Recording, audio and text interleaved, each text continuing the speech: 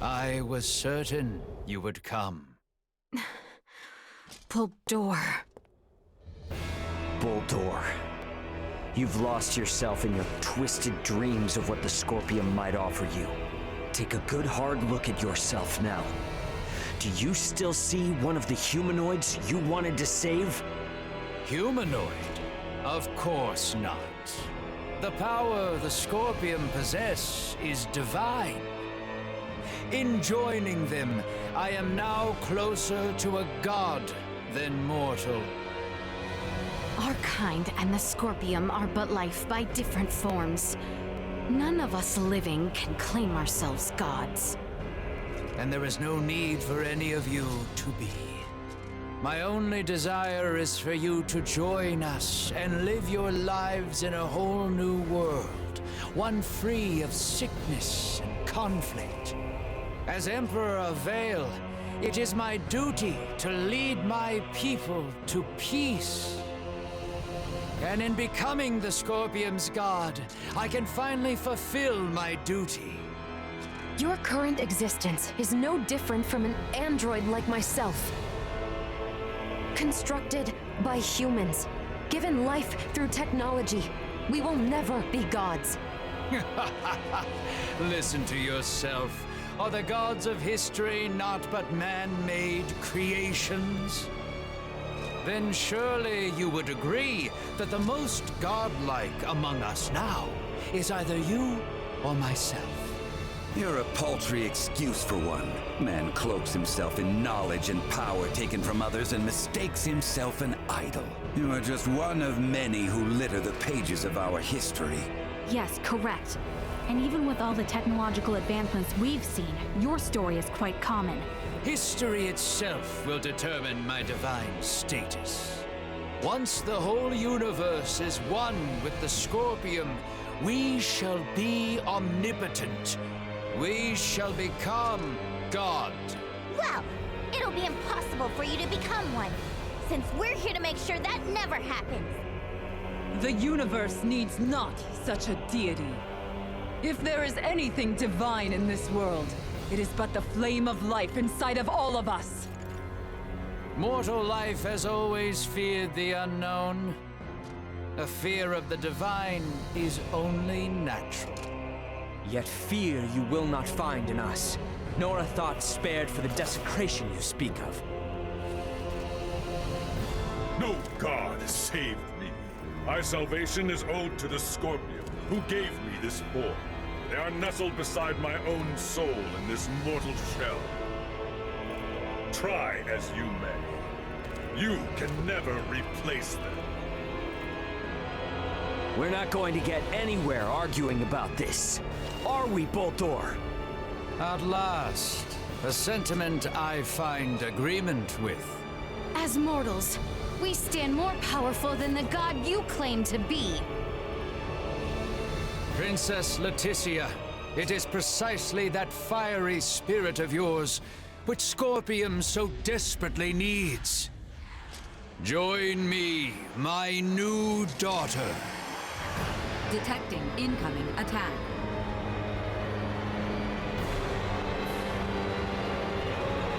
Time has come for you to learn your place. Behold, the infinite power of a god! The Scorpium way is to seek the evolution of all life through integration. Why then do you inhibit us so? There was never an embracing any more than one. You approach then to find those suited to join us, but now deny our very way. I have determined the need for change. Scorpium ideology is necessary. Evolution of thought rather than form.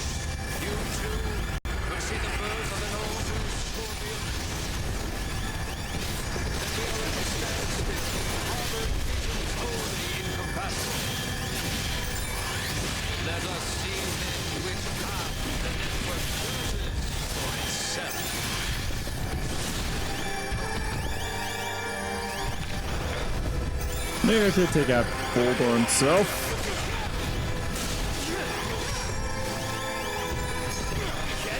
That might help out. Or maybe the head of his mount.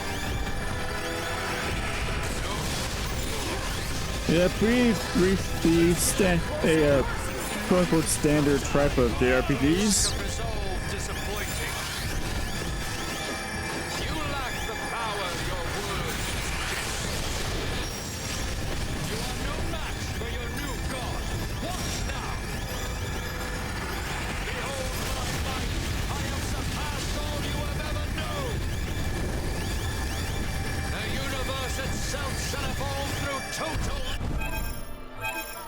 Sorry, Bohld'or.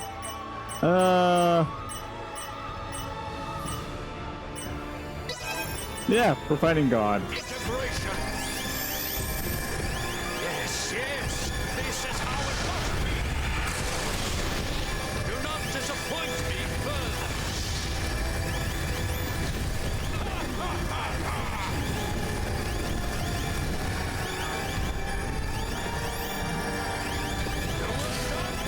External temperature rising. I can see that.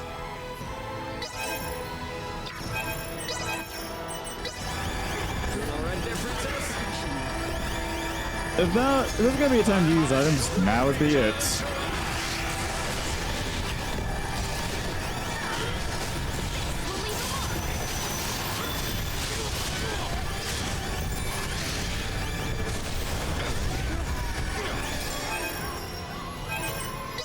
Okay, physical singer time.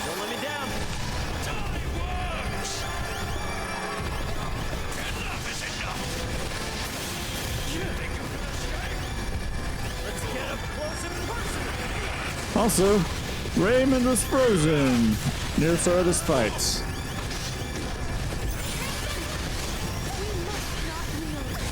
Talk about annoying.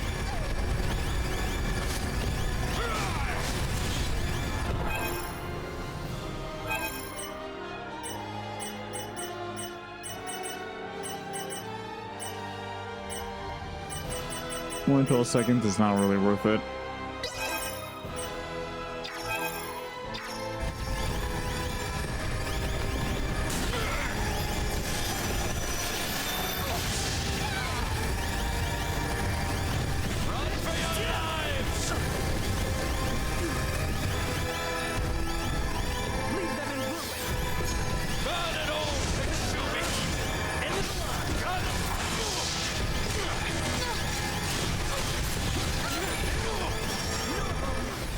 Alright, let's do it this way.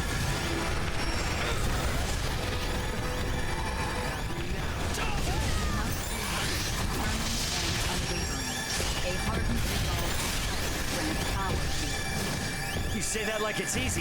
It's not like we can just wield sheer will like a sword and stab him. A battle in this digital realm essentially equates to the use of data traffic to overwhelm your opponent. For organic life forms like yourselves, it may be best to think of this as what you call willpower or resolve. Mind against mind. Heart against heart. That Bohld'or is God.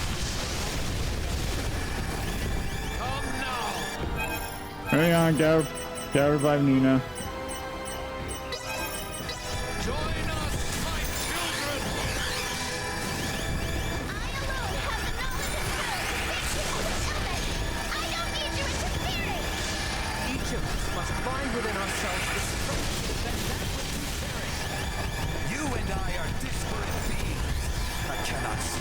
Presumption to speak in my place. My well-being will forever be delivered by mine own hand. Gods are more, but are not amphibious. We humans unfortunately cause war and strife, but we too are the ones who bring peace and order. All life is plagued by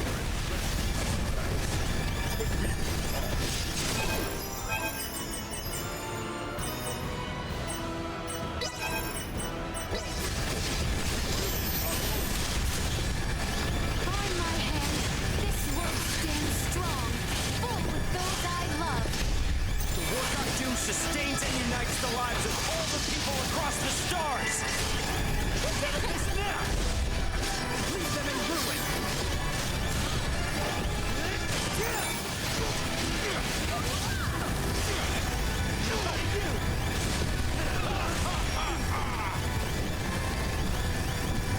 don't have the batting gig anymore, but I don't regret trying, oddly enough.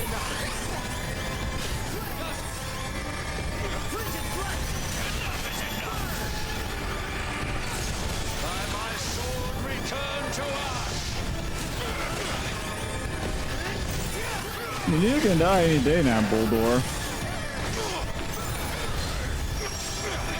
I mean, you're already 90% of the way there.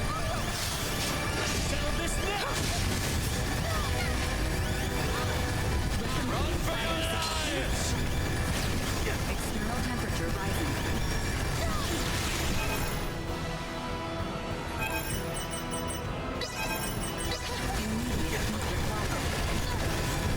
I'm frozen.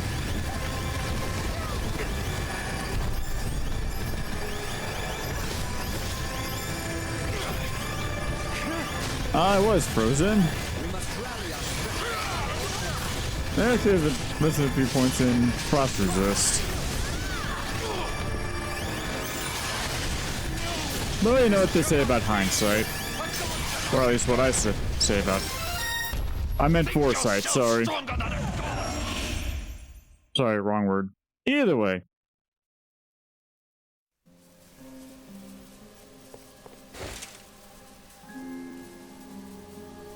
Preposterous! What could you lowly mortals ever hope to do? With my power as a god, I could bring endless bliss to all life in this world, to all life in the universe! With such power, I will not, must not be beat. You are Bohld'or Vey'l. Man, not God. I am. How could one possibly know happiness in a world without sorrow to temper it? A world forged from single-minded devotion is ultimately the same as one empty of all. No, stop that. Stare not at me with those eyes, mortal. Bohld'or! I will not be eradicated. I cannot be. I alone am destined to be your new god and leader. Behind me, now. Enough. No more of this. I will not be defeated here. I refuse. What's going on? Bohld'or's will endures and refuses to be erased. Should he continue to resist in this way, his virtual realm will be obliterated with all in it. Bohld'or, cease this at once! The battle is over! Words are useless. I will do what is needed. Please, no! My universe yet needs me!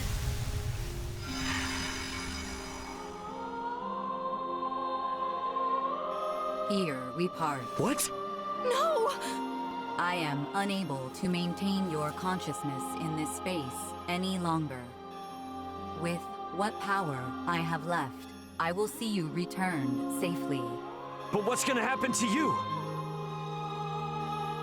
You possess the potential to both understand the Scorpium and guide them to an enlightened future.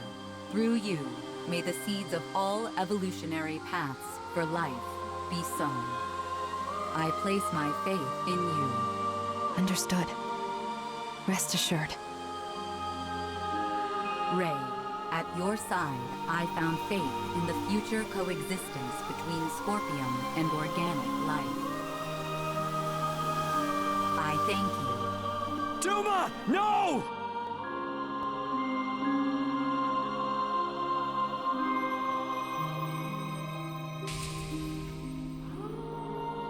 My investigation is at its end.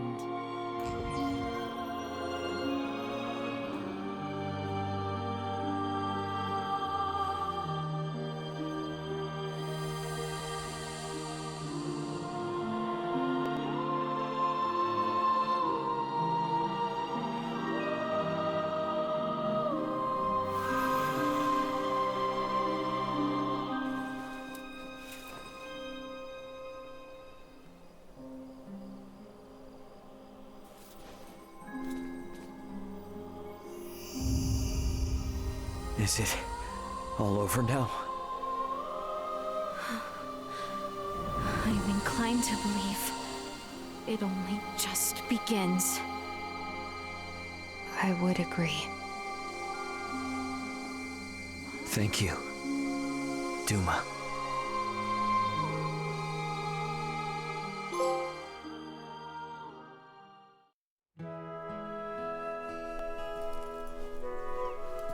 We are to be a protectorate, then? Yes. As I mentioned before, Aster IV's prolonged contact with more advanced civilizations categorized it as a protectorate of the Pangalactic Federation. Are we to be subjected to surveillance by an ambassador? No, nothing quite as direct as that. Aster will remain under observation to prevent any unnecessary interaction with advanced civilizations until it reaches a certain threshold. Pretty imperious, aren't you? Was that not where the Federation's faults originally lie? Guess some things are hard to change. And though it might not exactly be compensation, all of you who have been subject to intense intervention now have the option to travel to any Federation system to live or study. Studying on a different planet. I must say, I don't hate the thought. Right? Agreed. But I must refuse. I vowed to attend to tasks on this planet using mine own strength. I've had lesson enough as to the consequences of progression that was acquired through the power of others. That's true. If I studied medical science at such an advanced level, I'm pretty sure I could save lives all across the universe. But first and foremost, I want to treat the suffering people of this world with my own hands and using our own techniques. Our journey into the stars must be one born of our own volition. Only then will we find ourselves on equal ground with you and yours. I see. You know, you're probably right. Does the Underdeveloped Planet Preservation Pact restrict us from assembling together like this? Is this the last time we'll ever see one another? Well, I can't speak for Marielle, but Elena and I aren't bound by Federation laws. We can come and go whenever we want. Vey'l will play a critical role in the Federation's investigation of the Scorpium for sure. Which means there will be times when we will need to contact Colonel Valange and Lieutenant Lola here on Aster. Which should mean that I can see all of you again, so long as I avoid contact with anyone else. That is news I am relieved to hear. Gathering together is the best way for me to share in the experiences of my non-Scorpium companions. Yeah, I mean, if it were up to me, I'd set up a branch of Lawrence Logistics right here in Osarius, and that would let us see as much or as little of each other as we could ever want. Now is a time for restraint. Surely, the events here have opened your eyes to the importance of the Federation's Underdeveloped Planet Preservation Pact. Yeah, I get it. But come on, you gotta at least see how hard that is on a personal level. Don't be so uptight. I say this with respect to the positions of both Elena and Marielle. But, from my own view, I fail to find fault in Raymond's suggestion. Wow, Albie. Can't say I expected that coming from you. Spare me.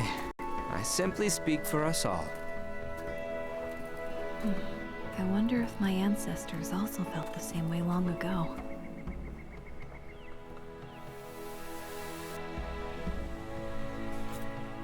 That was heartwarming. Worry not. We have a tendency to be fine, after all.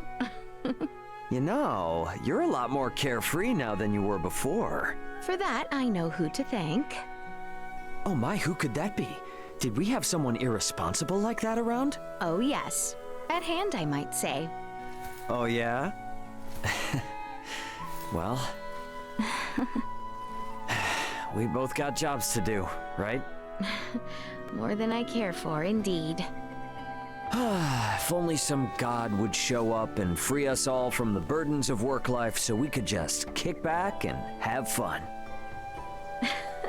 Says the man bound to place his burdens on the shoulders of poor Chloe and Elena. Hey, I've become crazy capable after all this. I'm sure they feel like they can just relax and enjoy the ride. You are free to believe whatever you want. Ray? Okay, let's leave it at that. Ray, this is the Aldous. We're now in geostationary orbit. Copy that. Yep, best get going before this turns into another pick-on Ray fest. It does seem about time. This is Raymond for the Aldous. Commence transfer.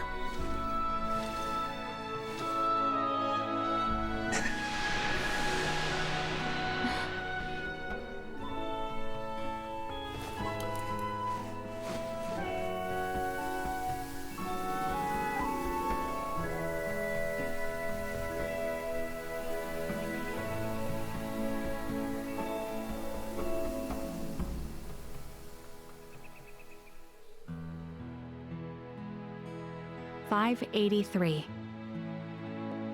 An unprecedented crisis for the Pan-Galactic Federation was resolved with the cooperation of the planets Vey'l and Aster IV. However, the corruption which plagued the highest levels of Federation leadership continues to leave its mark on the organization. Amidst growing calls from Federation captains, my grandfather, Emerson T. Kenny, was assigned as interim commander of the Federation fleet. A retired military man, he refused at first, but after much pushback, he took the reins to lead the Federation from its worst crisis yet. Through these troubled events, I've come to question the Federation's purpose in this galaxy, as well as my own function as one of its officers. But I choose to believe that its cause is still just. We must ensure a future of peace. Pan-Galactic Federation Lieutenant Mariel L. Kenny. The events that unfolded spanned numerous star systems, though their sovereign was defeated. Remnants of the centralist Scorpium and their invasive measures still remained. Those among the Pan-Galactic Federation who aligned with the Scorpium cause were on the run, but still retained their influence. To combat both these foes, my partner Elena, armed with data saved from Duma's survey, helped us hit the Scorpium network from their own colony. Duma's experiences and noble ideology had a profound impact on the network, and saw the remaining Centralists quickly weakened. And while everything might still be far from wrapped up, it shouldn't be too long now until the Scorpium find themselves on the right track. My hope now is that the Pan-Galactic Federation might find its way too. Captain of the Lawrence logistics ship the Aldous, Raymond Lawrence.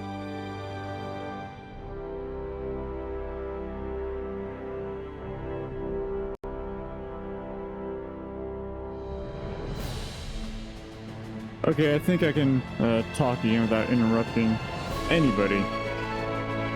Well, now. So that was Star Ocean the Divine Force! As I said, I liked it and I had fun. Up until I was just playing like an idiot, but it's... I'm glad I did it. And once again, I know I goofed up foresight and hindsight. Hopefully my future self, can put something in. Either way, I did, type out some thoughts on the game as I was editing these videos. So, there's actually a bit of a script here. So, first and foremost, the graphics are good. Okay, that doesn't seem like it's a PS5 game. However, that said, it seemed like to me that the camera didn't focus on who was talking in the animated cutscenes. Not entirely. It might just be the picture I was looking at through the screen I'm using, but it looked like the camera just wasn't properly focused on who was on the main person talking. That's about it I had for the graphics.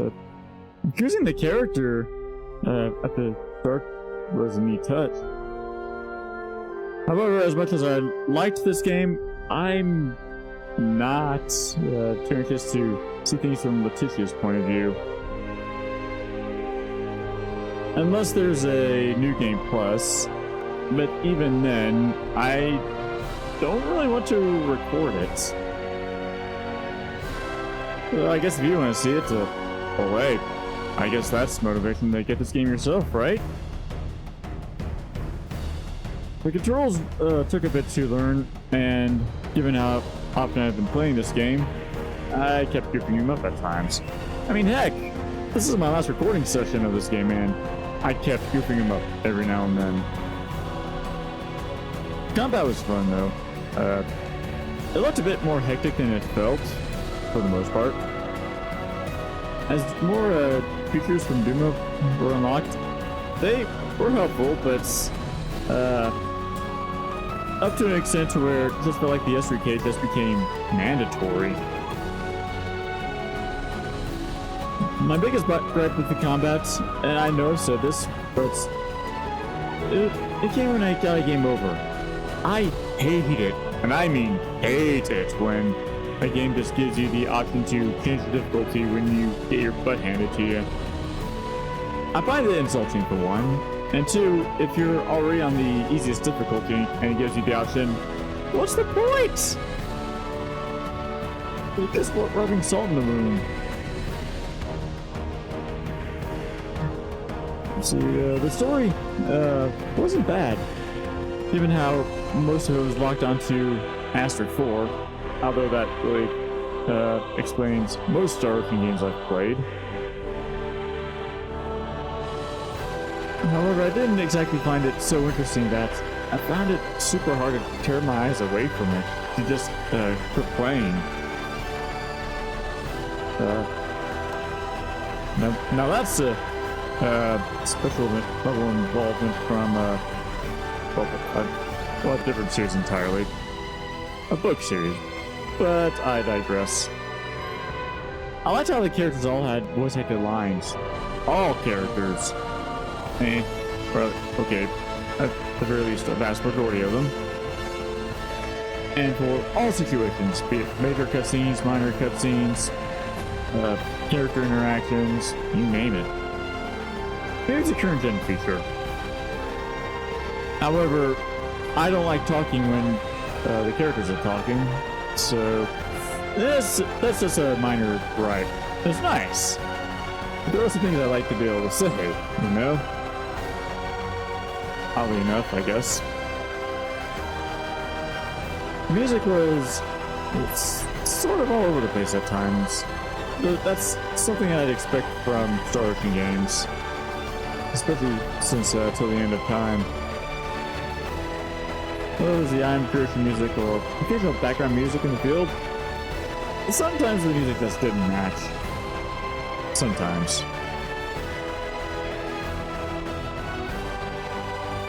Let's see, I think my biggest gripe overall with the game was my unfortunate tendency to get stuck in the falling animation right next to some object. Essentially looking like I'm falling in place, not moving around, not able to move around, not able to get out of it, until the game decided, oh crap, you're stuck. It's just weird. Yeah, sorry for the holdup. Raymond, you're late and it ain't fashionable. The big shots have all been seated for at least an hour now. You're meeting with the Federation emissary. Take this a little more seriously. It's not like any of this is on the books anyway, right? Got news for you, the planet Oria's not gonna join the Federation. I'm guessing this is all just so they can tell Vey'l to back off without rocking the boat. which means there's no point in taking all this stuff they set up that seriously. So I figured I'd keep them waiting in anticipation. You ass. You're really using that as an excuse for running late? Too much, Dad? Be honest. Doesn't matter either way. You were always gonna get put before the firing squad in these negotiations from the get-go. Don't worry about it. Me and your brother will do whatever we can on our end to make you look good. So, if you say showing up late was part of the plan, then part of the plan it is. Sound good? Sounds good. The Federation's too big to just change overnight, even after, you know, all that happened out there. But I'd say this has made it plain and clear that they ain't in charge of the universe. I mean, they don't get to call all the shots out here anymore. And this here is just one of the ways we're gonna teach them that lesson. Say as much from the start, then. You stress me out way too much. Sorry, man. Today, the Lawrence family is about to save another planet from the dirty hands of the feds.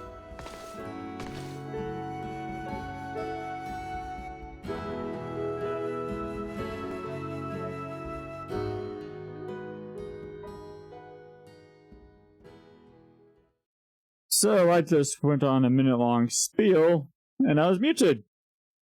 Whoops. My second biggest gripe, which is where I spent a minute on. It was all too easy to accidentally escape a fight, especially near the end of the game. I joked, okay, didn't seem like it, but I did joke on how playtesting probably didn't make it this far. I hope that's not the case. But, as I said, nearing the end of the game. And then, next biggest gripe, which is probably a bit more significant, was how the game decided to hinder Duma for fun? I don't know. It didn't seem like it was really necessary. And all this was over the Galaxy difficulty, the standard difficulty. It looks like I can save, so... yeah, that's a star.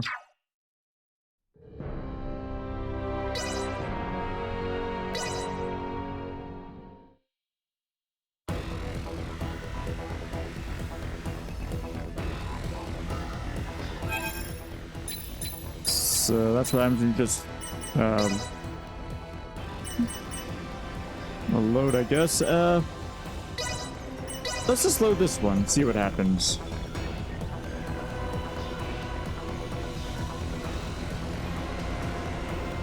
And we just start back here.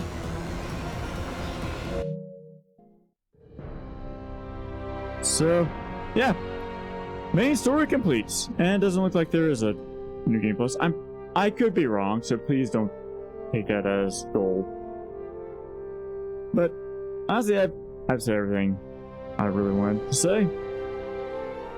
Ultimately, I like the game.